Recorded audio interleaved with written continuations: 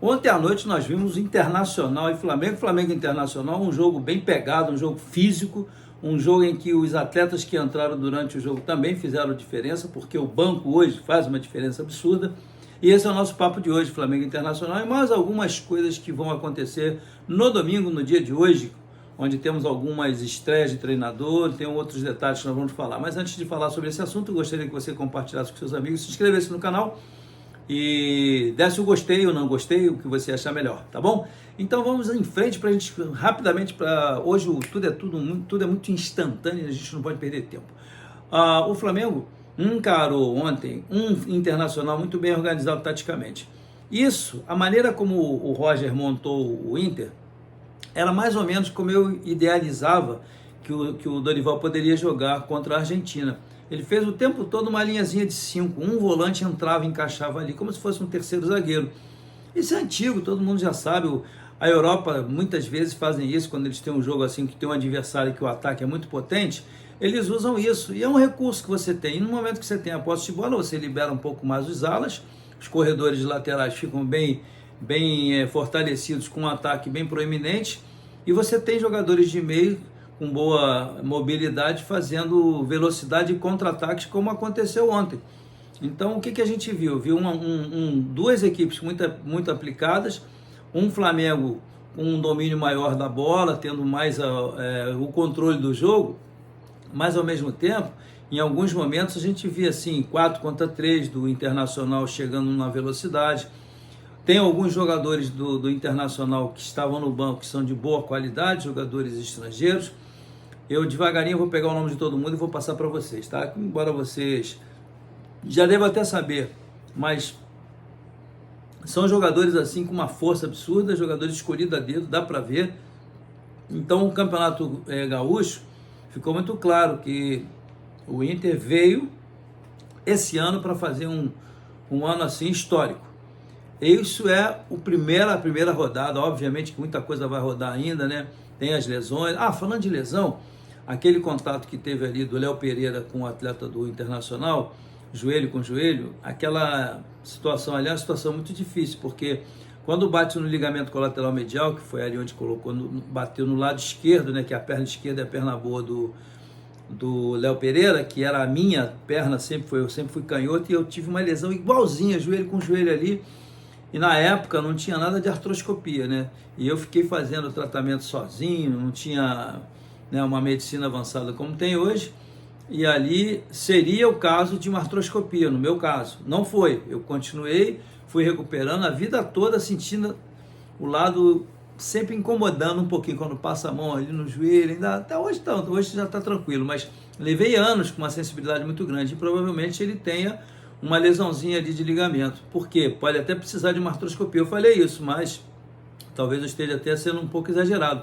Mas quando há aquele contato na articulação com a articulação, que não tem uma musculatura para proteger aquele momento do contato, pode ser que aconteça. Tomara que não, né? Um atleta que está tão entrosado, e foi meu atleta, torço muito por ele. O Léo é um garoto de gente boa demais, super gente boa, e está num momento excepcional. Então, assim, eu torço para que ele fique bom. Mas voltando ao jogo do derby de Internacional e Flamengo com Internacional, teve um jogo assim com muita troca, né, de força, de velocidade, de 1 para 1, algumas sempre pelos cantos. Então a gente vê assim que o jogo em si teve o resultado assim que eu acho que foi assim empático, né? Um jogo assim que teve muita igualdade. O Flamengo em alguns momentos um pouquinho melhor, o Inter um pouco perigoso na velocidade nos contra-ataques, e com os jogadores que estavam fora do jogo, no banco, que entraram muito bem. E pelo lado do Flamengo, todo mundo já conhece, né? Quando o Wallace entrou também, entrou pelo lado, fazendo uma correria danada, é bom jogador esse rapaz. Eu acho que esse garoto aí, ele tem uma característica similar, entre aspas, ao Bruno Henrique, estatura, velocidade. Ele deu uma finalizada boa, ele estava impedido, mas deu uma boa finalizada. Em pouco tempo que ele entrou, as 5 participações que ele teve, todas elas foram efetivas. Então é um atleta que o Felipe Luiz conhece bem, inclusive a pessoa que trabalha com ele é um grande amigo meu. Eu estou torcendo muito para que dê certo, e vai dar certo, porque o jogador é muito bom, e boa pessoa, bom garoto. Então, assim, as substituições das duas equipes foram boas, uma qualidade de jogo interessante, que mesmo que você esteja com sono, como era o meu caso, eu não fui dormir porque eu queria ver aquele embate ali. E hoje nós temos aqui no Rio de Janeiro Vasco e Santos, sem Neymar, um jogo também um tanto quanto uma boa oportunidade para o Vasco tentar sair na frente no placar, porque joga dentro de casa, sair na frente do placar não, né? Me expressei mal. Fazer 3 pontos na tabela para poder já dar começar o ano, né, com uma imagem positiva. O Botafogo começa pegando o Palmeiras lá no Allianz Parque com um time que acaba de perder um título para o rival, para o principal rival, que é o Corinthians. E o Abel Ferreira, entre aspas, né, um tanto quanto pressionado, porque acostumou a ganhar sempre. E aí tá uma pressão, e essa é normal, essa pressão aí, quem não sabe conviver com pressão não pode trabalhar com futebol. E aí o que acontece? Nós vamos ver o potencial do treinador do Botafogo, com a equipe que ele tem na mão, com jogadores de boa qualidade, muitas contratações, aproximadamente 530 milhões de investimento nessa equipe nova, e o Botafogo ignorou o Campeonato Carioca, o campeonato local, e agora sim, começa as competições de verdade para o conceito do Botafogo, pelo menos é o que parece. Então vamos ver, vamos aguardar, que hoje vai ser um grande jogo e um grande teste para o treinador português que mora no Rio de Janeiro, que foi convidado para ser o treinador de uma grande equipe, o último campeão da Libertadores e campeão brasileiro, que é o Botafogo. Então hoje nós vamos ter grandes jogos. Grêmio e Atlético Mineiro também foi um grande jogo. Algumas coisas a gente viu, não dá para ver tudo, é muito jogo. Então, assim, o que eu gostaria de falar agora para finalizar, que é um papo aqui, en passant, é falar da opção dos treinadores que estão para vir. Ancelotti, Jorge Jesus. Esse papo já está rolando há muito tempo, desde a época que o Tite saiu. O Ancelotti, me parece que renovou o contrato dele com o Real Madrid, termina no final desse ano, né, quando ele renovou.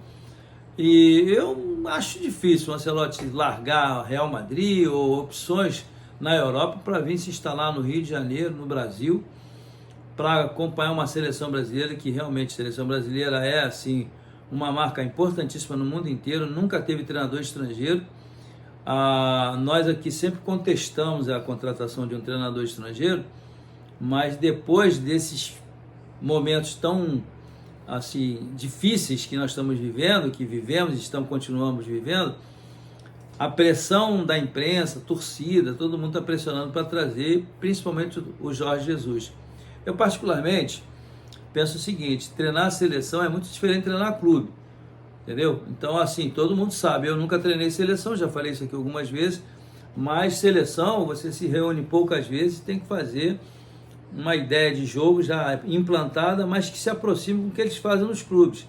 Então não é tão fácil assim você reunir grandes jogadores com grandes talentos, jogadores de grande expressão no futebol europeu e alguns no brasileiro, e você tem que colocar uma filosofia já nova, etc, etc. Então eu acho que alguma coisa de novo tem que acontecer, óbvio que tem que acontecer, e vamos ver quem é que vem e o que vai fazer.